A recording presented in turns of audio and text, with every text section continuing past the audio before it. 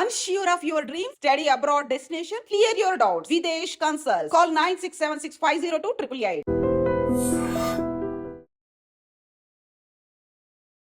Hi hello నమస్తే welcome back to iDream Media. ఈరోజు మనతో ఉన్నారు సర్టిఫైడ్ ఫైనాన్షియల్ ప్లానర్ అయిన మాధవిరెడ్డి గారు. ముఖ్యంగా ఇండియన్ మిడిల్ క్లాస్ యొక్క ఫైనాన్షియల్ స్ట్రెంగ్త్ ఏ విధంగా ఉంది, ఒకప్పుడులాగే చాలా కట్టుదిట్టంగా ఏది వచ్చినా ఏ కష్టం వచ్చినా ఫైనాన్షియల్గా డబ్బుల పరంగా తట్టుకోగలిగేటట్టు ఉన్నారా, లేదంటే అన్నెసరీ చేయకొని కొన్ని పనులు చేయకొని కొన్ని డెసిషన్స్ తీసుకొని ఇబ్బంది పడుతున్నారా, తెలుసుకుందాం ఈ విషయాలన్నీ కూడా. Hi ma'am. హలో అండి. ఒక ఫైనాన్షియల్ డాక్టర్గా మీరు చెప్పండి, సర్టిఫైడ్ ఫైనాన్షియల్ ప్లానర్ అందరూ కూడా ఒక ఫైనాన్షియల్ డాక్టర్ లాగే. ఒక ఫ్యామిలీ మిడిల్ క్లాస్ ఫ్యామిలీ ఉంటే ఒకప్పుడు ఎటువంటి ఫైనాన్షియల్ కష్టం వచ్చినా ల్యాండ్ అనో బంగారం అనో లేకపోతే సమ్ అక్యూములేటెడ్ వెల్త్ అనేది ఉండేది. అవునండి. ఇప్పుడు ఉన్న సిచ్యువేషన్ ఏంటి, ఏం జరుగుతుంది అసలు, వీళ్ళు తీసుకునే డెసిషన్స్ ఏ విధంగా ఉన్నాయి? ఒక డెకేడ్ నుంచి ఇది జరుగుతుందండి. ఫైనల్గా ఈరోజు వచ్చిన రిజల్ట్ ఏంటంటే Indian middle class are losing their financial economical maturity కానీ లేకపోతే మనం ఫైనాన్షియల్ స్ట్రెంగ్త్ కానీ అప్పట్లో ఒక డికేడ్ బ్యాక్ మిడిల్ క్లాస్ వాళ్ళకు ఉన్న స్ట్రెంగ్త్ ఎకనామికల్గా ఇప్పుడు ఉన్న మిడిల్ క్లాస్కి అయితే లేదని ఖచ్చితంగా మనం చెప్పొచ్చండి. ఎందుకంటే వాళ్ళు లైక్ ఇన్కమ్స్ అనేవి ఒక డికేడ్ నుంచి అవే అలా మెయింటైన్ అవుతూ ఉన్నాయి. లైక్ బట్ దానికి మించి ఇన్ఫ్లేషన్ అంటే Indian middle class have stopped at 10 lakhs per annum package కానీ లేకపోతే ఇన్కమ్ దగ్గర ఆగిపోయారు. బట్ బయట చూస్తే ఇన్ఫ్లేషన్ అయితే డబుల్ అయింది. సో దీనివల్ల ఏమవుతుందంటే వాళ్ళు అన్నెసరీ లోన్స్ తీసుకుంటున్నారు టు మెయింటైన్ ద సేమ్ ఏదైతే మనకి ఈ డే టు డే లైఫ్ ఏదైతే ఉంటుందో ఏమైతే స్టాండర్డ్స్ ఉన్నాయో దానికోసం వాళ్ళు లోన్స్ తీసుకోవడం స్టార్ట్ చేశారు. అంటే అప్పట్లో లోన్స్ తీసుకునే వాళ్ళండి middle class, but they will create a asset. పిల్లల్ని చదివించడానికి లోన్ తీసుకునేవాళ్ళు, లేకపోతే ఏదైనా కార్ కొనుక్కోవడానికి లోన్ తీసుకునేవాళ్ళు, లేదు ఒక ఇల్లు కొనుక్కోవడానికి లోన్ తీసుకునేవాళ్ళు, లేదు ఒక గోల్డ్ కొనుక్కోవడానికి, ఇట్లా ఏదైనా ఒక అసెట్ క్రియేషన్ కోసం Indian middle class use to take the loans ఏదైనా అవసరం వస్తుంది. ఇప్పుడు అలా కాదండి, డే టు డే లివింగ్ కూడా లోన్స్ తీసుకునే పరిస్థితి వచ్చింది Indian middle class. That's the major difference.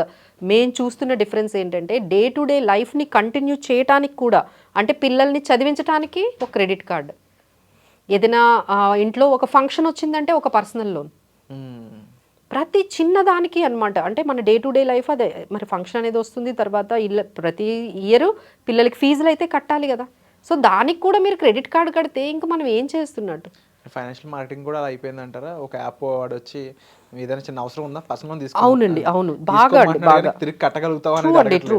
Consumer loans ఎంత పెరిగాయంటే 21% నుంచి ఆల్మోస్ట్ 40% వరకు కన్జ్యూమర్ లోన్స్ పెరిగాయి. ఎస్పెషల్లీ మిడిల్ క్లాస్ వాళ్ళు లోన్స్ అంటే కొంచెం ఈజీ లోన్స్ కూడా దొరుకుతున్నాయండి మార్కెట్లో. అంటే అప్పట్లో బ్యాంక్స్ ఒక్కటే మనకి ఉండేవి, ఒక లిమిట్ పెట్టేవాళ్ళు.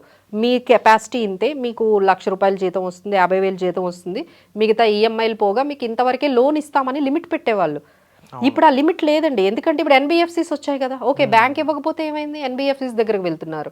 అక్కడికి వెళ్ళి ఈవెన్ మీకు క్రెడిట్ స్కోర్ బాగుండదు అయినా సరే అక్కడికి వెళ్తున్నారు, హయ్యర్ ఇంట్రెస్ట్ తీసుకుంటున్నారు. ఇంకా నెక్స్ట్ లెవెల్ అయితే యాప్స్ ఉన్నాయి. అందుకని ఎక్కువ మంది ఐఫోన్ కొంటున్నారు.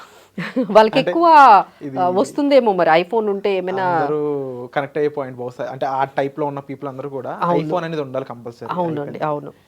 వాళ్ళు most of the people loans ఎక్కువ పెడుతున్నారు. అంటే ఒక రీసెర్చ్ చెప్పింది 90% ఐఫోన్స్ అని ఈఎంఐ మీద కొన్నవేనండి. ఇండియాలో అయితే ఐఫోన్స్ కానీ కార్స్ కానీ, కార్లు కూడా అండి అందరూ ఈఎంఐలోనే కొంటున్నారు కదా. కొంతమంది ఈ స్ట్రాటజీ చెప్తుంటారు, మ్యామ్ మొత్తం డబ్బులు పెట్టకూడదు ఒకే చోట, ఈఎంఐలో కట్టుకోవడం బెటర్ అంటారు. మీరు చెప్పండి ఫైనాన్షియల్ ప్లానర్, ఇది నిజమా? ఫస్ట్ అండి మనకి ప్రయారిటీ ఉండాలి కదా. మనకి బడ్జెటింగ్ ఉండాలి, మన బడ్జెటింగ్ ఉండాలి, మనకి ప్రయారిటీ ఉండాలి. ఇంట్లో ఏం ఉండాలి, ఏ వస్తువు ఉండకూడదు అనేది మనం డిసైడ్ చేసుకోవాలి. అంటే ఇప్పుడు పిల్లల చదువులు ముఖ్యమా లేకపోతే కార్ ముఖ్యమా అంటే మనం ఏం తీసుకోవాలి?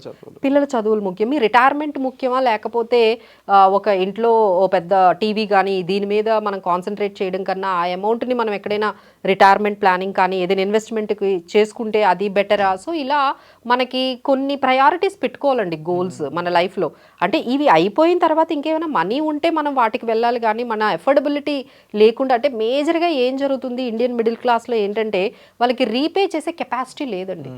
లోన్స్ తీసుకుంటున్నారు బట్ రీపే చేసే కెపాసిటీ లేదు. ఎప్పుడో ఒక రోజు వాళ్ళకి సిబిల్ స్కోర్ వస్తుంది, ఆ తర్వాత ఐపీ పెడుతున్నారు. సో టచ్ వుడ్ మనం అనకూడదు కానీ కొన్ని చాలా సూసైడ్స్ కూడా ఈ లోన్స్ అనే దీంట్లోకి వెళ్ళిపోయి వాళ్ళు ఆ డెట్ ట్రాప్లోకి వెళ్ళిపోయి కట్టలేక మిడిల్ క్లాస్ దట్ ఎవరైనా వచ్చి గట్టిగా ఇంటికి వచ్చి మాట్లాడితే బ్యాంక్ వాళ్ళు కానీ ఏజెంట్స్ కానీ మీరు తీసుకోలేరు, ఎస్పెషల్లీ మనమైతే తీసుకోలేము. సో దానివల్ల కూడా చాలా బ్రోక్ అయిపోతున్నారు. ఇంకొకటి బాగా చేంజ్ మిడిల్ క్లాస్ వాళ్ళు అంటే అందరూ ఇట్లా ఎందుకు అయిపోయాము అంటే వాళ్ళకి తగ్గట్టు జాబ్స్ కూడా లేవండి మార్కెట్లో. అంటే మీ స్కిల్కి తగ్గట్టు జాబ్స్ లేవు, మీ స్కిల్కి తగ్గట్టు పేమెంట్లు రావట్లేదు, శాలరీస్ కూడా అలాంటి రావట్లేదు. ఇక ఎవరైతే ఇంకా ఈ జాబ్స్ ఏవైతే ఉన్నాయో that was replaced by automation. AI వచ్చేసి, ఆటోమేషన్ వచ్చేసి, టెక్నాలజీ వచ్చేసి మన చేసే రెగ్యులర్ వర్క్స్ అన్నీ కూడా రీప్లేస్ అయిపోయాయి. అంటే ఇప్పుడు రైట్ నో జరుగుతున్న ఒక సిచ్యువేషన్ చెప్తాను, మీరు కుదిరితే దానికి సజెషన్స్ కానీ ఇఫ్ పాసిబుల్ మీరందరూ ఈ సిచ్యువేషన్ ఉన్న వాళ్ళు కాల్స్ చేసినా సరే హెల్ప్ తీసుకోండి. ఎవరైతే ఒక డికేడ్ బ్యాక్ అంటే ఒక 5 years బ్యాక్ ఐటీ జాబ్స్ నమ్ముకొని జాయిన్ అయ్యి ఇల్లులు తీసుకున్నారు, అరౌండ్ 1 crore 1.5 crore, అవునండి, వాళ్ళు they are paying around 40 to 50K 60K. అయ్యో 1 lakh వరకు ఉందండి ఈ రోజు ఉన్నారు. వీళ్ళు ఇప్పుడు జాబులు పోయే సిచ్యువేషన్ లో ఉన్నారు due to AI and loss of any. లేదండి, ఇండస్ట్రీ కూడా, ఐటీ ఇండస్ట్రీ కూడా కొంచెం రెషన్ అంటున్నారు కదా, స్లో డౌన్ అయింది కదా. So what these people need to do right now?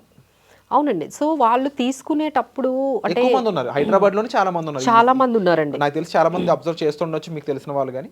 అవునండి, సో దీనికి ప్రాబ్లం ఏంటంటే వాళ్ళు ఫ్యూచర్ గురించి ఆలోచించకుండా ఇదే ఇన్కమ్ లైఫ్ లాంగ్ వస్తుంది అని చెప్పి వెళ్ళిపోతున్నారండి. సో ఇప్పుడు ఒక 3 months అంటే జాబ్ రాదు అని మేము చెప్పట్లేదు, వస్తుంది మీకు జాబ్, బట్ ఆ 3 months ఎలా సర్వైవ్ అవుతారు?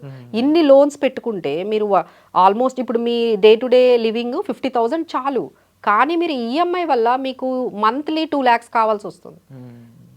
సో ఇప్పుడు ఈ 1,50,000 కానీ 1 lakh కానీ మీకు జాబ్ లేకపోతే ఎక్కడి నుంచి సర్దుతారు? So it become very tough అనమాట. అందుకని మేము ఏం చెప్తామంటే మీ ఇన్కంలో 35% వరకే ఈఎంఐలు ఉండాలి అని చెప్తాం. అంటే 1 lakh ఉంటే మీకు ఎంత శాలరీ 1 lakh ఉంటే 35,000 ఈఎంఐ ఉండాలి. కానీ మీరు ఈఎంఐ ఎంత పెడుతున్నారు? 80,000 ఈఎంఐ పెడుతున్నారండి. యూ డోంట్ బిలీవ్, మా దగ్గర కూడా చాలా మంది క్లయింట్స్ వస్తున్నారు, వాళ్ళకి 80,000 మీరు ఈఎంఐ పెడితే మరి రెగ్యులర్గా మరి ఎవ్రీ మంత్ మీ డైలీ ఎక్స్పెన్సెస్కి క్రెడిట్ కార్డు ఉంటుంది. సో ఈ క్రెడిట్ కార్డ్ని పే చేసే కెపాసిటీ లేదు, ఎందుకంటే ఈఎంఐ కట్టాలి, అక్కడ 1 lakh శాలరీ వస్తుంది, 1 lakh శాలరీ పెరుగుతుందేమో అని వీళ్ళు ఇంత డెసిషన్ తీసేసుకొని 1 crore ప్లాట్ తీసుకోవడమో ఫ్లాట్ తీసుకోవడమో చేసేస్తూ ఉన్నారు. బట్ ఎప్పుడైతే మీకు ఇన్కమ్ పెరగట్లేదు, అసలు ఇన్కమ్ పెరగకపోగా మేడం ఎప్పుడు జాబ్ పోతుందో తెలియట్లేదు, చాలా టెన్షన్ అయితే తీసుకుంటున్నారండి, టెన్స్ పడిపోతున్నారు ఇంట్లో. సో ఎవరికి జాబు ముందు పోతుందా, ఎందుకంటే ఈ ఆటోమేషన్, ఆర్టిఫిషియల్ ఇంటెలిజెన్స్ వల్ల, ఎందుకంటే మనం చేసే ప్రతి చిన్న పని కూడా అది చేసేస్తుంది కదా. సో వీళ్ళ స్కిల్స్ అంత లేవు, equal to the AI equivalent skills లేవు కదండి. సో ఈవెన్ కంపెనీస్ కూడా ఏంటంటే వాళ్ళ ప్రాఫిట్ పెంచుకోవాలంటే మిమ్మల్ని తీసేయాలి, మిమ్మల్ని రీప్లేస్ చేసేయాలి బై ద మెషిన్. సో మిమ్మల్ని కానీ తీసేసానంటే వాళ్ళకి 12 లక్షలు మిగులుతున్నాయి కదా సంవత్సరానికి. సో వాళ్ళు వాళ్ళ కాస్ట్ కటింగ్, వాళ్ళ ప్రాఫిట్ మార్జిన్స్ గురించి ఆలోచిస్తారు కానీ మీ గురించి ఆలోచించరు. సో మన గురించి మనం ఆలోచించుకోవాలి కాబట్టి, సో మనం ఏమైనా ఇలాంటి మేజర్ ఫైనాన్షియల్ డెసిషన్స్ తీసుకునేటప్పుడు మన ఇన్కమ్ స్టేబుల్గా లేనప్పుడు, అంటే ఆయనకు తెలుసండి 1 year తర్వాత నా జాబ్ ఉంటుందో ఉండదో అనే విషయం తెలిసినప్పుడు మనం 20 సంవత్సరాల కమిట్మెంట్ అయిన ఈఎంఐకి ఎలా వెళ్ళాలి? మీరే చెప్తున్నారు, క్లయింట్సే మాకు చెప్తున్నారు, మేడం మాకు 2-3 years తర్వాత ఏమవుతుందో తెలియదని చెప్పినప్పుడు మీరు 20 సంవత్సరాలు ఈఎంఐ కమిట్మెంట్ ఎలా తీసుకుంటారు? So we should not get in to that long term commitments తీసుకోకుండా, ఓకే ఒక మ్యూచువల్ ఫండ్స్ తీసుకోండి, లేకపోతే ఒక ఈక్విటీ తీసుకోండి, మీరు ఉన్నంతకాలం ఇన్వెస్ట్ చేయొచ్చు, మీకు లేదు అంటే ఎస్ఐపి ఆపేయచ్చు కదా. ఆ ఎస్ఐపి మీకు ఆ అమౌంట్ ఏదైతే ఉందో, మీకు ఏదైతే స్ట్రగుల్ అవుతున్న ఆ డేస్లో మీకు అది ఉపయోగపడుతుంది కదా. ఇప్పుడు ఆ ఇల్లు దేనికి ఉపయోగపడుతుంది? దాని మీద ఈఎంఐ ఉంది, దాన్ని ఎవరు కొంటారు? మీరు ఎవరికి అమ్ముతారు? అసలు అమ్మడానికి ఏది? అసలు అది మీ దాని మీద ఈఎంఐ ఉంది కదా, that is not your house. So అది అసెట్ ఎలా అయింది? So people are creating the liabilities instead of assets. ఒక కార్ అనేది ఒక బర్డెన్, ఒక ఇల్లు అనేది ఒక బర్డెన్, అంటే we are creating the liabilities. So ఇలాంటి లైబిలిటీస్ క్రియేట్ చేయడం కన్నా మనం అసెట్స్ అనేది క్రియేట్ చేసుకోవాలండి. Life is not so easy. So అప్పుడులా అయితే లేదు, ఎందుకంటే మన ఇన్ఫ్లేషన్ కానీ మనకున్న సిచ్యువేషన్స్ కానీ అప్పుడులా లేవు. కాబట్టి మనం కూడా ఒక్కసారి ఆలోచించి కొంచెం డెసిషన్ తీసుకోవాలండి. సోషల్ అంటే ఈ సోషల్ స్టేటస్ అనే ఈ పర్టికులర్ ఈ సైకిల్లోని మనం పడిపోకుండా సోషల్ స్టేటస్ పక్కన పెట్టి అసలు ముందు మనం ప్రశాంతంగా ఉండాలి, ప్రశాంతంగా పడుకోవాలంటే ముందు మనకి టెన్షన్స్ లేకుండా ఉండాలి. కాబట్టి మనం కొంచెం ఫైనాన్షియల్ పర్సనల్ ఫైనాన్సెస్ కొంచెం మేనేజ్ చేసుకోవాలి. ఏదైనా డెసిషన్స్ ఉన్నప్పుడు మా దగ్గరకు వచ్చిన ఇది కొనాలా, ఇది కొనొద్దా, ఈ ఇన్వెస్ట్మెంట్స్ చేయాలా, ఇన్వెస్ట్మెంట్స్ చేయొద్దా, ఇది మనకు సరిపోతుందా, ఇలాంటి డెసిషన్స్ అనేవి తీసుకునేటప్పుడు తప్పకుండా ఒక ఫైనాన్షియల్ ప్లానర్ని కలవాలండి. ఎందుకంటే ద డేస్ హ్యాస్ కమ్. అంటే we are not here only for wealth management. మా దగ్గరికి డెట్ మేనేజ్మెంట్ కోసం ఎక్కువ వస్తున్నారండి ఈ మధ్య. I was surprised. ఎప్పుడు మా దగ్గరికి ఏంటంటే మేడం ఇది ఎంత అమౌంట్ ఉంది, ఎక్కడ ఇన్వెస్ట్ చేయాలి అని వచ్చేవాళ్ళు.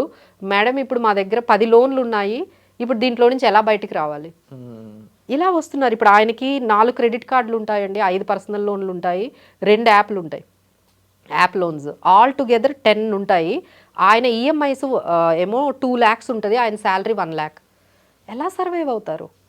ఎప్పుడు దాన్ని మేనేజ్ మేమేమంటామంటే బడ్జెట్ ఎప్పుడు కూడా మన ఇన్కమ్కి ఎక్స్పెండిచర్కి ఈక్వల్ అవ్వాలి కదండి. ముందు మన విత్ ఇన్ ద మీన్స్లో ఉండడం అలవాటు చేసుకోవాలండి. మన స్టేటస్ ఎంత ఉందో, మన ఇన్కమ్ ఎంత ఉందో దాని తగ్గట్టుగానే మన ఎక్స్పెండిచర్ ఉండాలి. మీరు ఎప్పుడైతే మన ఇన్కమ్కి మించి ఎక్స్పెండిచర్ చేశారు అంటే one day you are going into a trap. ఆ డెట్ ట్రాప్ ఎలా ఉంటుందంటే మనం తట్టుకోలేమండి. Especially middle class people can not survive in this kind of situation. 2-3 నెలలు జాబ్ లేకపోతే పరిస్థితి ఎలా ఉందో ఆలోచిస్తేనే అందరికీ ఈ పాటికే అర్థమవుతుంది ఎన్ని మిస్టేక్స్ చేసేస్తున్నాము అని.